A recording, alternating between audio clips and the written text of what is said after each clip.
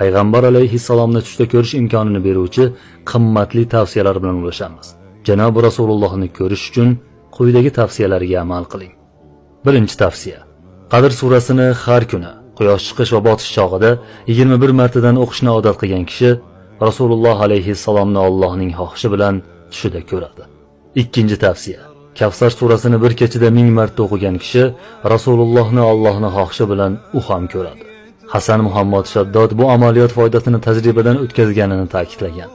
Uchinchi tavsiya: Kimki Rasululloh alayhissalomni tushida ko'rishni istasa, Muzammil surasini 41 marta o'qisin. Shubhasiz, u Rasulullohni ko'radi. Hasan Muhammad bu amaliyotni ham sinovdan o'tkazganini ta'kidlagan. To'rtinchi tavsiya: Juma kunida Qadr surasini 1000 marta o'qigan kishi payg'ambar alayhissalomni tushida ko'rmaguncha bu dunyodan o'tmaydi. Allohga hamdlar aytamanki, bu ham tajribadan o'tdi, deydi Hasan Muhammad. Beshinchi tavsiya: Ba'zi ulamolar aytishlaricha, Kavsar surasini quyidagicha xususiyati bor. Kimki bu surani juma kechasida 1000 marta o'qib, ortidan Rasulullohga yana 1000 marta salovat aytib uxlasa, tushida u zoti sharifni ko'radi.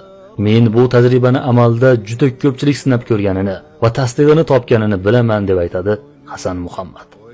Oltinchi tavsiya: Ba'zi mashoyixlarga ko'ra, juma kechasining qoq yarimida turib, Quraysh surasini 1000 marta o'qib, tahorat bilan uyquga ketsa, tushida payg'ambar alayhissalomni ko'radi va Allohdan so'ragan boshqa hojatlari ham ravo bo'ladi. Yettinchi tavsiya: Abdulloh ibn Abbos radhiyallohu anhu aytadi: Kimki bir kechada Qul huvallohu ahadni 1000 marta o'qisa, tushida payg'ambar alayhissalomni ko'radi. Allohga hamdlar bo'lsinki, buni tajribadan o'tganini ishonch bilan ayta olaman, deydi. 8-tavsiya.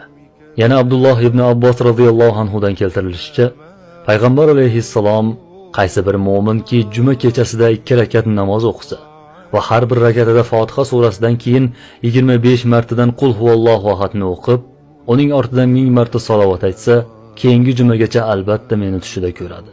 Va kimki meni ko'rsa, Alloh uning gunohlarini mag'firat qiladi, dedi. Bu rivoyatni Imom Yusuf Nabahoniy o'z asarida zikr qilib o'tgan. 9-tavsiya.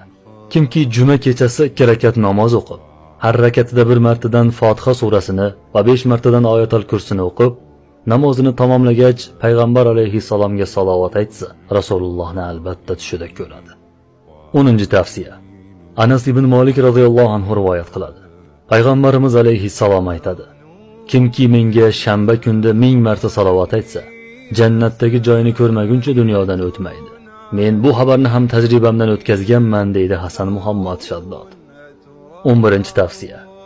Jamoliddin Abul Vahhob aytar edi: Men Rasululloh